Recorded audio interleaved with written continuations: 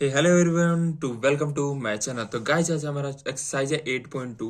ठीक है, इसे आज हम करेंगे। सबसे पहले ये टी रेशियो यानी क्या हो गया हमारा, ये हो गया हमारा ट्रिग्नोमेट्री रेशियो। कितने रेशियो थे? 6। साइन, कॉस, कोसेक, सेक, टेन, कॉट हमने पढ़ा था ना।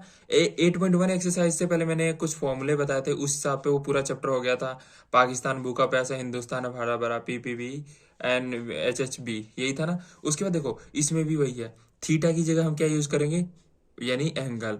0 degree, 30 degree, 45, 60 and 90 degree. Guys angle क्या होता है? मान लो ये एक लाइन है, ठीक है। ठीक है, इसके ऊपर इतना जो एंगल बना ना, वो एंगल होता है। यहाँ बना, यहाँ बना और यहाँ तक। तो 90 तक की हम बात कर रहे हैं, ठीक है। 90 एंगल।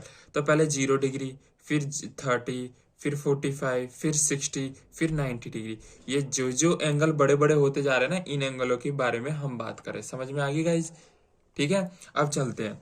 देखो इसमें ना कुछ फॉर्मूले रटने पड़ते हैं। अगर ये कॉन्सेप्ट आपको रटना है ना, रटना नहीं समझना है, जिससे तो आपको आसानी से समझ में आ जाए, ठीक है, तो मेरे को आप कमेंट करना या फिर अलग वीडियो के लिए, क्योंकि अभी इतना टाइम नहीं है, बच्चों का एग्जाम आ रहा है कि उनको मैं ये समझा पाऊँ या फिर एक्सप्लेन कर पाऊँ। तो आपको यहाँ फॉर्मूले कुछ समझने या रटने ही पड़ेंगे तरीके से, ठीक है। अब देखो मैंने उसमें भी क्या बताया था, कुछ रेसिप्रोकल हो जाते हैं, यानी 3 हमें याद करने होते हैं, बाकी 3 अपने आप हो जाते हैं। यही समझ में था।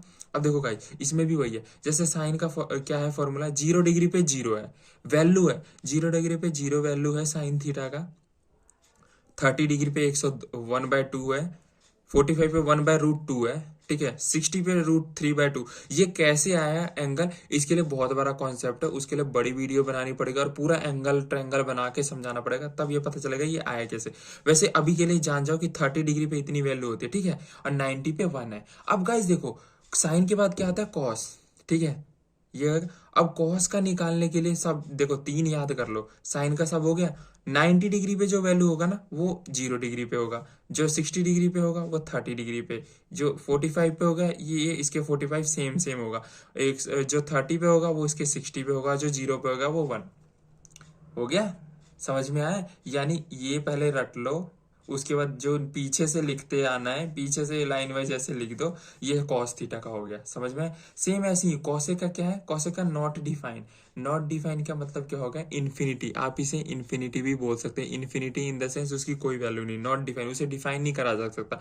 प्लस एंड नेगेटिव है क्या है, ठीक है, कितना है, कितना है, उसकी वैल्यू क्या होगी, 2√2, 2/√3, 2 में √3 इज इक्वल टू में ये 1, ठीक है, 90 डिग्री पे। इतना समझ में आया? सेम कॉसेक का ये हुआ, तो सेक का क्या होगा, पीछे से लिख दो, 1 का 1, 2 का रूट का 2 और 2 को यहाँ पे लिख दिया, नॉट डिफाइन को नॉट डिफाइन। यानी हमें 3 फॉर्मूला इसमें भी रटने, उसका उल्टा तरीके से लिखेंगे तो उसका अगला हो जाएगा। तो कभी भी साइन का होगा कॉस, कॉसेक का उल्टा होगा सेक, और फिर टेन का फिर रट लो, 0, 1, 1/√3, 1√3 नॉट डिफाइंड, ठीक है। फिर पीछे से लिख दो नॉट डिफाइंड √3, 1 का 1, 1√3, यहाँ पे भी 0 का 0। यानी हमें यहाँ पे ये देख 10 का ऑलवेज कॉट होता है, तो हमें यहाँ पे ले दे के 3 तो हमें याद ही करने पड़ेंगे। 3 याद कर लिए, 3 के उल्टे तरीके से लिख देंगे। साइन के पास कॉस होता है, कॉसेक के पास सेक होता है, और 10 का उल्टा ऑलवेज कॉट होता है। फॉर्मूला रटने का तरीका अच्छा है, समझ में आया? अब क्वेश्चन पे चलते हैं गाइस। पहला क्वेश्चन क्या है, सिंप्लीफिकेशन। सिंप्लीफिकेशन करना है, पता चल गया। ये आपका क्वेश्चन दिया गया होगा, पहला पार्ट दिख रहा होगा आपके, ठीक है। अब इस पहले पार्ट में क्या करना है गाइस, देखो √3/2 हो गया, मल्टीप्लाई में √3। यही देखो साइन 60, साइन 60 क्या आपको ये रटा होगा, तो साइन 60 पे √3/2 है। बस उसकी वैल्यू डाल देनी है, सामने सामने डाल दी इतनी। उसके बाद क्या था, √3 से √3 अगर सेम नंबर है तो रूट कैंसिल हो जाते हैं। समझ में आया? सेम नंबर है तो रूट कैंसिल हो जाते हैं। √3 हो गया, 2 और 2 मल्टीप्लाई होगा तो 4 आ जाएगा। इधर प्लस का साइन है, प्लस का साइन आ गया। 1 को 1 से करेंगे 1 आ जाएगा, 2 को 2 से करेंगे 4 आ गया। इन दोनों का एलसीएम लेंगे, 4 आ गया। और इसको 3 का 3 प्लस 1 का 1, और ये ऊपर भी 4 हो गया, नीचे भी 4, दोनों कट जाएगा, 1 वैल्यू। कोई दिक्कत है? नहीं। अब सेकंड पार्ट पे आते हैं। सेकंड पार्ट भी ये बोलता है 2 tan स्क्वायर 45 डिग्री और कॉस स्क्वायर 30 डिग्री माइनस में साइन स्क्वायर 60 डिग्री। अब देखो 2 का 2, टेन टेन टेन 45, 10 का है, टेन 45 पे 1 वैल्यू है, 1 का स्क्वायर कर दिया, क्योंकि 10 स्क्वायर है। कॉस स्क्वायर का 30 डिग्री ये वैल्यू है, कॉस स्क्वायर का है उसकी 30 डिग्री पे वैल्यू ये है, उसको यहाँ डाल दिया, और साइन 60 पे ये वैल्यू है, ये डाल दिया। समझ में? वैल्यू डालनी है, इतना इजी चैप्टर है, इसको इतना कॉम्प्लिकेटेड बनाने की जरूरत नहीं, इसमें सिर्फ वैल्यू डालनी है। समझ में आई? वैल्यू डाली, स्क्वायर से रूट कट जाता है, ये भी पता है, सेम नंबर से भी चला जाता है। तो यहाँ पे 2 बचा, यहाँ पे √3 कट गया तो 3, और नीचे भी मल्टी स्क्वायर है तो 4 हो जाएगा।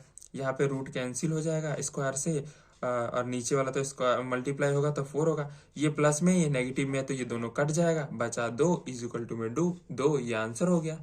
समझ में आ रहा है? कॉन्सेप्ट क्लियर हो रहा है? नहीं तो पीछे जाके देखो गाइस, देखो कभी भी सेम नंबर पे रूट होगा ना तो सिर्फ 3 आ जाएगा, यानी नंबर बच जाएगा, रूट कट जाएगा, और स्क्वायर से रूट कट जाता है। ये 2 कॉन्सेप्ट याद रखो, पूरे चैप्टर में काम आएगा। ठीक है? फिर से सुनना है, जाके सुन लेना। Okay guys.